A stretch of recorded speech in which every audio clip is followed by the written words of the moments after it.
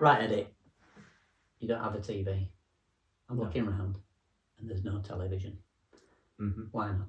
So you're in my house. I'm in your house now, and I'm surrounded by books and records and beautiful art, and there's no television. Right. Okay. Were you expecting? No. No. I mean, it's worth saying that we don't have a TV license as well. I haven't watched mainstream, what I like to call legacy media for. And I like that phrase, legacy media. I haven't watched television for years. I think it's probably about 7 or 8 years ago, maybe more. My wife Sarah said, "We don't watch it anymore." Why no? So we'll cancel the license. Maybe some watches a little bit of Disney Plus, the Marvel things and stuff, So we do have a TV, but it's never on. Like a lot of people you visit, and it's like the focal point of the world. It's on all the time. I've noticed I've not had a telly for a long time, 10 years. I don't know, more. Of course, when I was younger, I used to watch telly more. I think 30 years ago.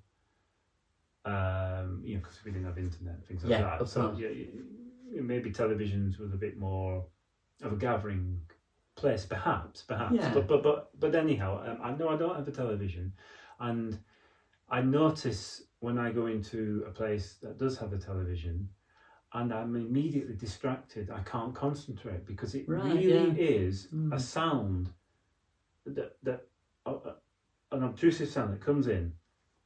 And it really takes it away from my thoughts away from me, and I can't concentrate with it if I go into someone's house and the television's on. That's a very interesting thing to observe, absolutely. Not having one. It becomes a central sort of focal point. Everybody sort of stares at it, don't it? If there's a gathering often as well, It's also like if I go into a pub, have a drink, a chat with friends. They're on everywhere. There's a telly on. Yeah. You can't but look at it. It kind of. It's not. In hotels, you've got the news above the foyers. With all the ticker tape and all the. It's everywhere. We might say giving you a dopamine, all these nice bright colours that want you to come back again and again. I mean, there's nothing wrong with entertainment, no, things like that. But I can only answer from why I don't have a television. That was just a point to say that I notice when I go into a place that does have it, how it sucks you in. But not having one, I find very liberating. Again, I'm not criticising. No, I'm not having it because we've got such a wealth of other things. Yeah, I know if you're into the world of these like YouTube and things like that, which this video is on, this platform is on. Yeah, exactly. It's there that you can go and go deep into a topic that you find. Interesting. Yeah, so you can search it out. It's like going to the library and searching out a book in a sense, isn't it? Because so many of the old BBC documentaries are on there. Yeah, I watched some about Wordsworth, and they're fabulous. Some of the old ones are very good because I think that's the point. Let's just pick up on that, because I used to love watching documentaries, and you can find some of the old ones which are great. And the thing I noticed about the old documentaries was it gave time to the subject, and it gave people time to talk about it. And I think, 15 years ago, 20 years ago, I used to watch, and I saw that the documentaries were declining in the content because it was quickly zoom into something else. It was all about the presenter and how they were and all. It wasn't about, the content. It wasn't stimulating anymore. It was all, in something that was an hour long, in the past, because it was a great medium to show deep content. An hour documentary would be an hour of deep content. But I noticed the decline, and in the end, these documentaries, less than half was deep content. A quarter of it was deep content. So you question, well, what is this? Is it a decline that also affects the viewer and causes a decline in their attention to something? So that's what I found. So I don't have a television now because I don't want one. I'm not being snobbish. I'm not being anything about it. I just find that being without one is better for myself. It means I can do more things. I'm not distracted. It doesn't take time away from me, which then I can put into something very beautiful, and also where I can express myself through it as well. Yeah. So, reading, drawing, absolutely, whatever it might be, gathering with friends, discussing, having silence. There's right now we can hear a tawny owl hooting outside. It's wonderful, isn't it? It's lovely. But also, I think picking up on what you were saying as well is that I'm cautious. I'm trying to inhabit just for a moment the philosopher Roger Scruton, just for a minute. He would say that we're not really showing people what you might call high art, things that are a little bit more complicated. So 40, 50 years ago there would have been operas on the BBC, but that's unseen now, of course. As far as I'm aware, the BBC has a little place on a Friday night, BBC 4, is it? I don't know because I don't watch it, but where you get some jazz music or some classical.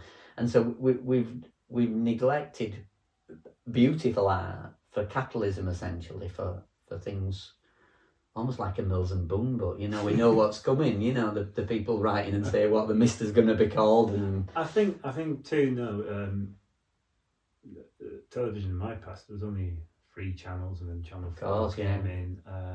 But you'd still have really good quality in that. So you would be quite picky about what you would watch now. And maybe more choice has tended to make the viewer flip from one thing to another. And the attention span in anything has perhaps declined as well. Yeah. So, I have a radio. I listen to Radio 3 and things like that, Radio 4 now and again, 4X sort of thing. So, there's still good quality on there. Absolutely, yeah. But I love listening to cricket when they're in Australia. Oh, yeah, the cricket, yeah. But the thing about, the Radio 3 still has those really deep programs that are about certain little subjects, and they'll spend ages just talking about it, and I love that, you see. Yeah. So there is great content on these devices, etc., but the television can very easily take over your life. That's what I found, and that's why I got rid of it. That's for right. me. I can relate to that. Yeah, I found myself watching a lot of these sort of round-the-clock news channels, when they came about when I first moved into my house, and I'd be watching these rolling news channels, and I just started noticing I were able to sort of what I call do a meta move. I could see myself, like you saying, I became a bit addicted to watching this same thing, and of course it would just roll around the same thing every hour, and then I started thinking, why do I started to just wear a different coat, like I say, and I like inhabit a different space, and I started thinking, why do I like this? So then I decided to do a meta move and basically decide that the news wasn't good. So leave it, think it's bad. And then I went to Noam Chomsky, who you'd say is probably the opposite of news. He's anti-news, in a way. He says the news is is this great risk, that's dividing us and curating it all. And so I started reading some of his books, watched a few of his documentaries, ironically, on YouTube many years ago. And then I couldn't come back to see the news the same. I'd kind of pitted the news, the mainstream media, and then over here I pitted Chomsky and Murray Mcluhan, a book called Understanding the Media. And so I'd kind of gone the opposite way, which started to talk about this legacy media, which essentially creates the news for us, if we're moving over to talk a little bit about the news. There's an addictiveness within the news, isn't there? Of course, absolutely. And it's like addictiveness, so things like on Facebook, and you scroll down, always looking for that next headline that's going to entice you in. It's quite an addictive thing.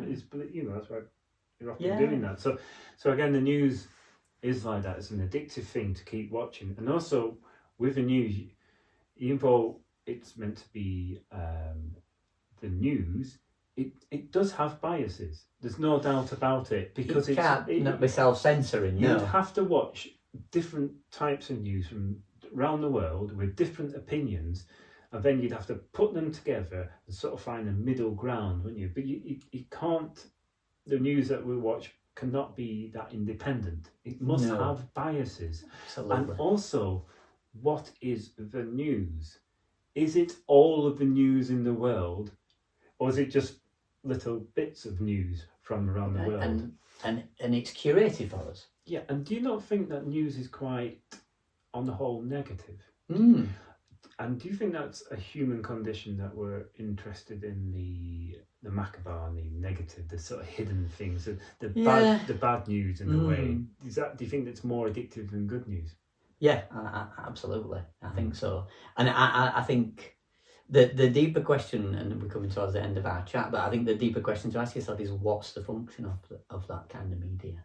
Yeah. Is it somehow removed from capitalism, or does it have to fulfill capitalistic things like its advertisers, for example? So, so when you're watching it at a certain time, are advertisers paying a certain amount of money? These are the kind of things I just did as moves to think about it.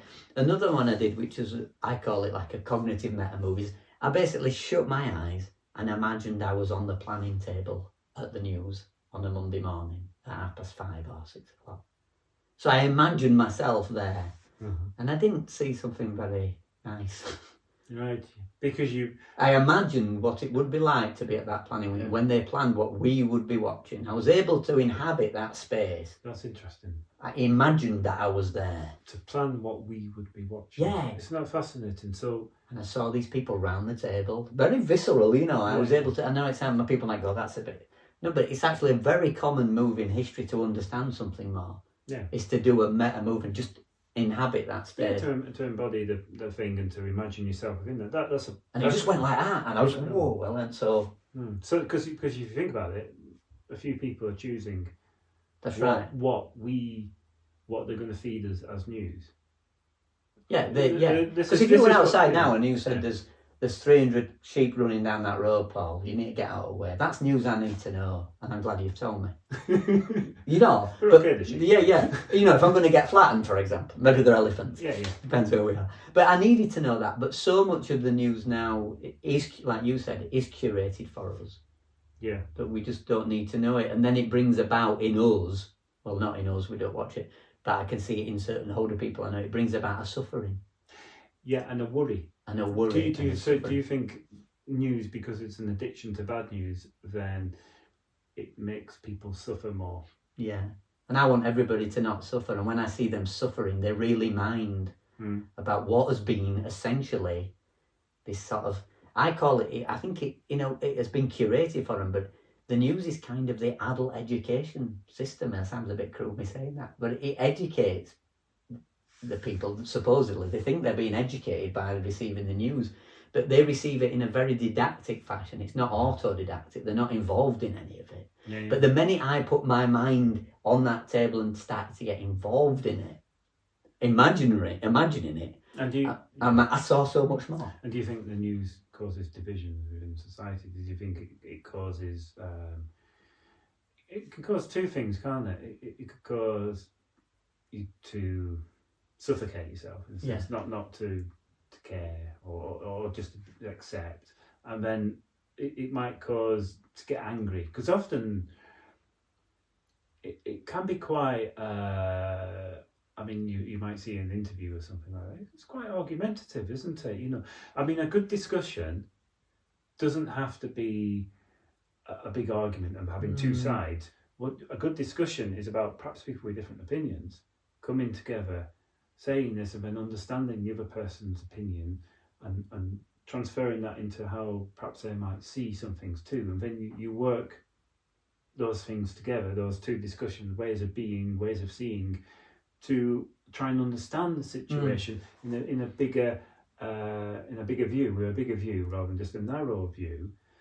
Perhaps, but it seems that it's often about an argumentative thing to come on and bash against you. I'm going to bash against you, and they're doing that, and they're doing that. So it's almost like I'm going to tell on you, or it's going to be. It's a divisive thing within it, isn't there? Absolutely, I agree. And recently we had the big news story of the Queen dying, didn't we? And there'll be some people. I don't have an opinion either way about the Queen at all. But there'll be some people who are not fans of the royals, for example. But for that to not have any presence on the news, I believe is wrong. And I'm not saying I have an opinion either way. I don't. But the fact it's not there shows that it's wrong. So it's the news, it's often what's not there that's interesting. And I just find it really fascinating. And it is worth saying in closing that in America, there's a group of people come together to start this thing called the Consilience project, which Daniel Schmachtenberger, some of you might know, is a very great thinker, as you know. And he's tried to put this together, which basically does news on the news. Now, I'm going to make sure I put the link. News on the news. So it basically takes a weekly story. It's in America, though, not in the United Kingdom. But it takes the main few stories of the week, which suggests there may well be only a few main stories. And it does news on the news. And it's very difficult because how can they not be self-censoring? But they can try and give you some different perspectives on the story and tell you why did that story come? Yeah, which state actors are involved? I see. So why is this story so important for the news?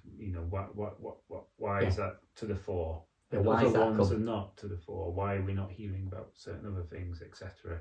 Why is a bias towards this at this particular time? So that's what the Consilience project is trying to do, and I'll put the link in because it's very interesting. I mean, it's an almost impossible task. I think I heard at one point they had like 700 sort of views of this one story because they were just trying to see the truth of it, try and get whatever that might be and trying not to be biased. And I know I think they've got like the Oxford University News Forensic team. They've tried to get everybody from all over the world to come and help them do this. But I suppose with all things like news or whatever it might be, you need a vast amount of time to say it all, to tell all the news. So they have to only pick certain things.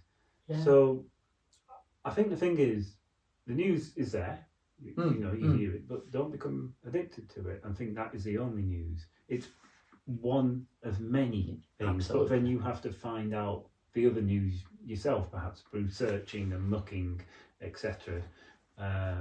Whereas you might only get a few bits of what's happening. And we know that these questions are complicated, aren't they? And they need a long time to be discussed. And I think the last thing is, and I know you're fascinated with this, look at the symbolism of it, the way that they dress, the way that when people talk, they're in front of this most beautiful school that some teachers will say, don't look like that.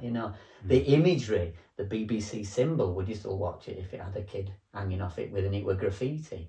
The symbolism is very rich to have a certain way of pulling you in so that you watch it, the ticker tape, the stripe going along the bottom, the bright colours, the way it wore, all those things you have to do a meta move on them and see why are they there, and then you can learn something from it, and then you might come back to where you were. But I could never come back to the other garden, to the other side. I could never come back to the side of being an obsessive news watcher after I'd decided. Basically, I did the Hegel dialectic, that philosophy move Hegel talks about. There's my idea. It might be a bad idea, and then synthesize the two. But once I went to try and synthesize the two, I just couldn't see anything of any goodness in that original one, really. So, yeah. Fascinating.